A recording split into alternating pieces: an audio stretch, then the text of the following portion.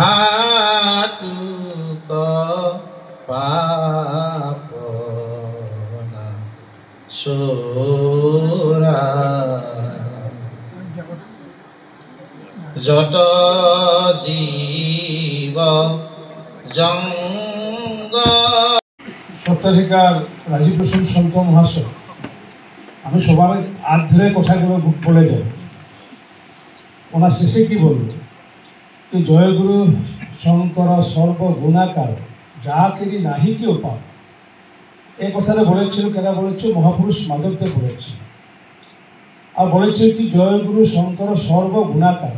এই যে সর্বগুণাকার, সত্যি ওনার সর্বগুণাকার। কারণ তো আমাদের সুজিত চক্রবর্তী মহাশয় কিছুক্ষণ আগে বলল, তবে যা ডকুমেন্টারি আমি দেখলাম একটু ভালো এক ডকুমেন্টারি হচ্ছে। আরে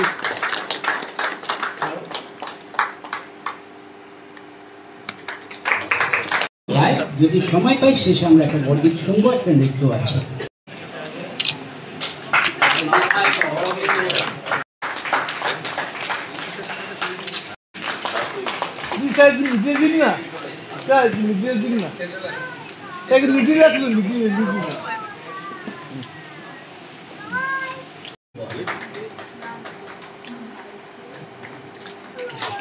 এখানে সত্য গড়ে উঠুক।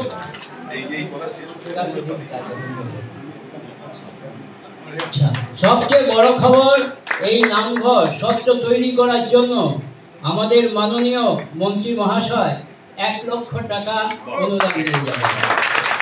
কাজ কাল থেকে শুরু হবে।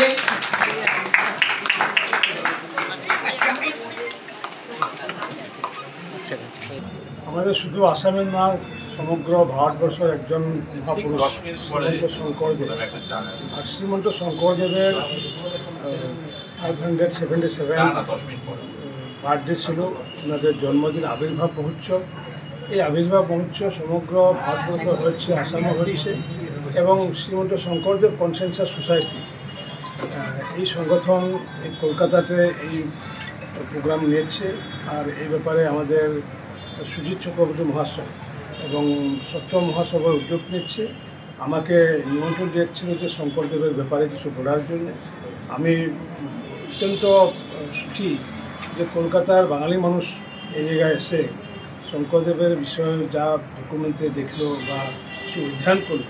আর নিশ্চিত মতো আমাদের মহাপুরুষ যতগুলো মহাপুরুষ রয়েছে, স্বামী বিবেকানন্দ হোক বা পরমোচ্চ হোক, যে কেউ প্রান্তীয় অঞ্চলের না, সবাই ভারতবর্ষের জন্য। আর যেরকম করে নেতাজি কাজ করেছিল ভারতের জন্য, স্বামী বিবেকানন্দ ভারতের জন্য, আমাদের বিশ্বকবি রবীন্দ্রনাথ ঠাকুর শুধু বেঙ্গলের না, সমগ্র ভারতবর্ষের, সেরকম করে আমাদের শ্রীমন্ত শঙ্করদেব শুধু আসামের না, সমগ্র ভারতবর্ষ। কারণ ওনাই বলেছিল ধন্য ধন্য কলিকাল ধন্য ধন্য নরটন ভালো জন্মে লোকগুলো ভারতে পড়েছে। এটা উদ্দেশ্য হলো যে ভারতে জন্মগ্রহণ করে ওনা বলেছিল ধন্য হচ্ছে। সবগুলো মহাপুরুষ ভারত বর্ণনা করেছে। আর এর জন্য কলকাতায় আজকের যে কার্যসূচি আয়োজন করেছে, এর জন্য আমি ওনাদেরকে সবাইকে ধন্যবাদ জানাচ্ছি।